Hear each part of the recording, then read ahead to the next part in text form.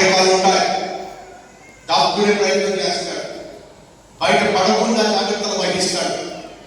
బయట పడతానేమో, దొరికిపోతానేమో, అందరూ నన్ను చూస్తారేమో, ఎవరైనా చూస్తున్నారేమో, ఎవరికైనా తెలుస్తుందేమో, దొరికిపోతారేమో, బయటపడుతుందేమో. ఇది మీ జీవితంలో ఉన్నట్టయితే పాపంలో జీవిస్తున్నాం.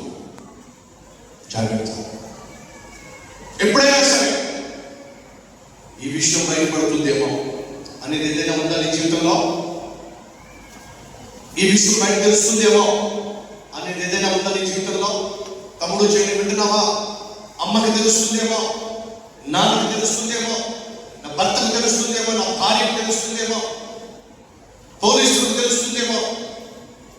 ఏదైనా నీ జీవితంలో బయటపడుతుందేమో, దొరికిపోతుందేమో అనేది ఏదైనా ఉన్నట్లయితే ఈరోజు దాని విషయంలో ప్రభు సన్నిధిలో పశ్చాత్తాపపడు. ఒకవేళ నువ్వు పశ్చాత్తాపపడకపోతే ఏదైతే బయటపడుతుంది, దేని గురించి అయితే నువ్వు భయపడుతున్నావో, దొరికిపోతానేమో, తెలిసిపోతుందేమో అని దేని గురించి అయితే నువ్వు ఈరోజు భయపడుతున్నావో అదే పట్టించేస్తుంది. జాగ్రత్త. అది నిన్ను పట్టుకుంటుంది, పట్టించేస్తుంది. జాగ్రత్త. మొట్టమొదటిగా పాపంలో పడినటువంటి వాడితో దేవుడు మాట్లాడినటువంటి మొట్టమొదటి మాట తెలుసా?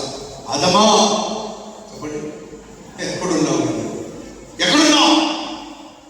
బ్రహ్మ నీ స్వరము విని నేను దిగంబరనని దాక్కున్నానయ్యా. దాక్కున్నావు.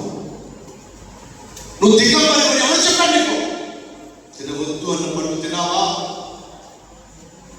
చేయకూడదు చేశాడు కాబట్టి దాక్కున్నాడు.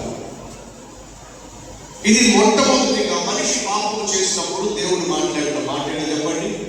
అదమా నువ్వు ఎక్కడున్నావు? సరే, యేసుక్రీస్తు పాపిష్టి మానవాళి కోసం